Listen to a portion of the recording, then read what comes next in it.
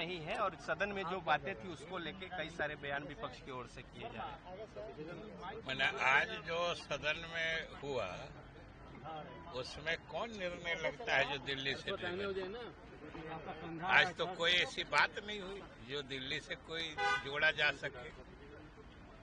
बात अगर SIR की है तो ये आज की बात थोड़े, ये तो पिछले 2 महीने से चल रही है। और हमने तो पहले भी कहा है कि जब चुनाव आयोग की तरफ से मुख्य चुनाव आयुक्त खुद कई बार कह चुके हैं कि कोई भी सही वाजिब जेन्युइन मतदाता वो मतदाता सूची से बाहर नहीं रहेगा, ये वो बार बार कह रहे हैं। और चुनाव आयोग पूरी पारदर्शिता से अभी तक काम कर रहा है।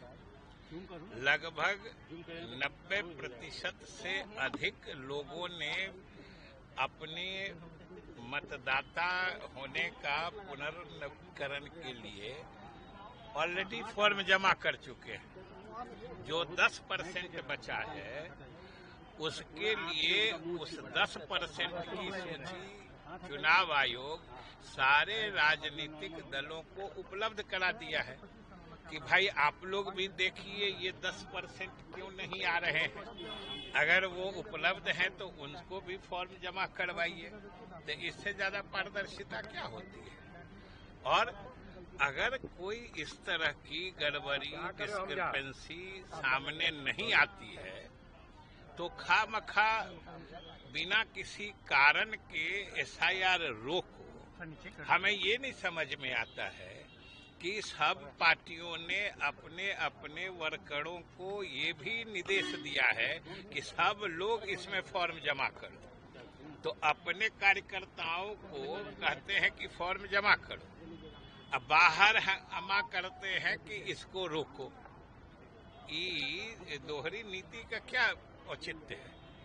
इसलिए हमको लगता है कि कहीं इस गफलत में इन लोगों के इस जाल में कोई गरीब मतदाता फंस के अपना फॉर्म जमा करने से माने रुके नहीं। ये लोग अपना जमा कर रहे हैं और दूसरे को कह रहे बंद करो। तो सवाल है कि किसी को रुकना नहीं चाहिए।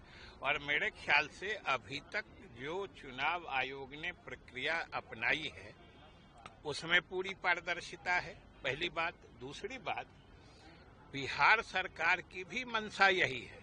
बिहार सरकार भी यही चाहती है कि इस प्रांत का यानी बिहार राज्य का कोई भी सही मतदाता सूची में नाम दर्ज होने से बाहर नहीं रहे। हम लोगों ने तो सरकार की तरफ से भी कहा है कि अगर कोई मतदाता छूट रहा है तो आप आयोग को कहिए। सरकार भी जरूर अगर देखेगी सही मतदाता छूट रहा है तो सरकार की तरफ से भी कहा जाएगा। इसलिए अभी तक मैंने इसका वजह नहीं पता लग रहा है ये क्यों हंगामा है क्यों।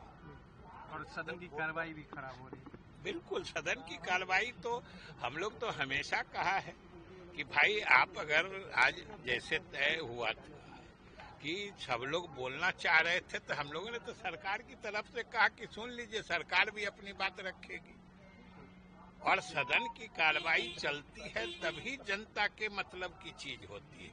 अब बंद हो गया तो आखिर सरकार का तो जो काम था वो किया हम लोगों ने, लेकिन जनता के जो मुद्दे माननीय सदस्यों के द्वारा उठाए जाने वाले थे वही सब बाधित हो गए।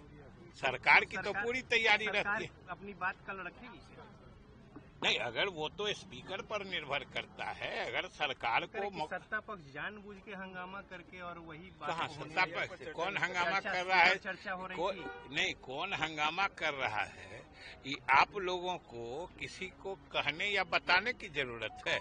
आप लोग देख नहीं रहे हैं।